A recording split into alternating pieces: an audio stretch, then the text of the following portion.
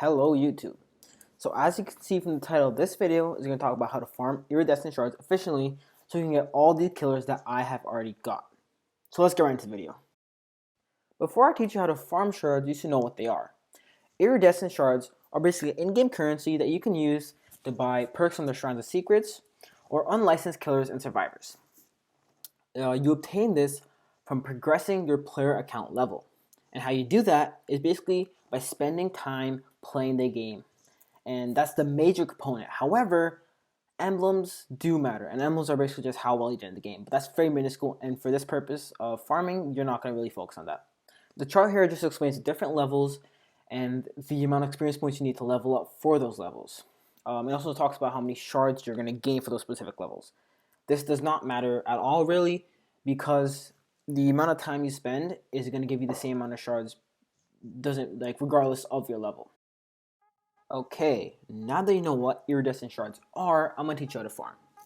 So the easiest way to farm is basically just playing AFK with a killer.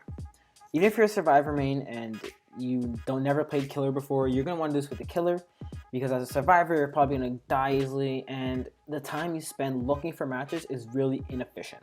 So as you can see, I'm easily leveling up here just by playing AFK Wraith. I'm not playing with the game at all. You clearly saw in the footage before that I did not touch my controller once. I play on console, so all you gotta do is literally just press Y when the game ends, press it twice, search for a match, and you can get a match very quickly as a killer.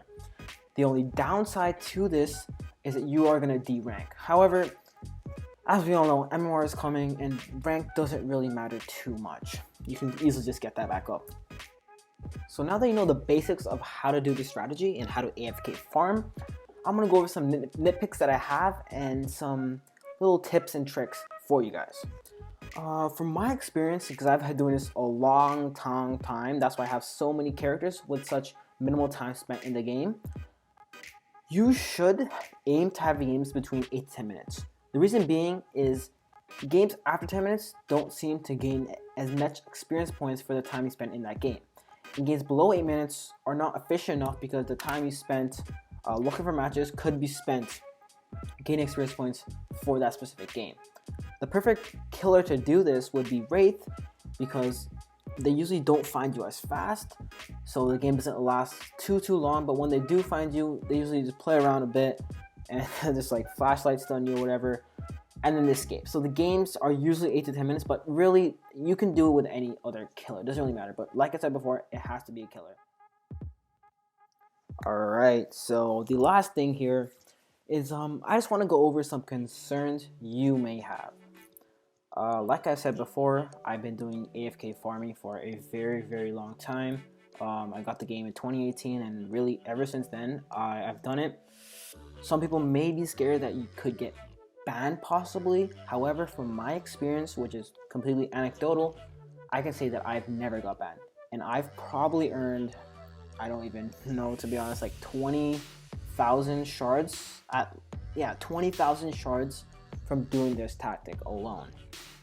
So as a killer, yeah, I haven't been banned, and you could probably see in your game some killers every now and then. You see killers AFK. You might be wondering, why are they AFK? That doesn't make any sense. Well, this is the reason.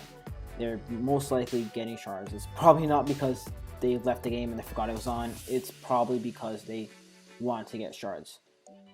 And this video is kind of weird because these guys are injured, but I don't know how they got injured. That's just, okay, sorry, I got a little distracted there, but that's kind of weird, yeah. They're actually injured. Don't know how they got injured, but yeah.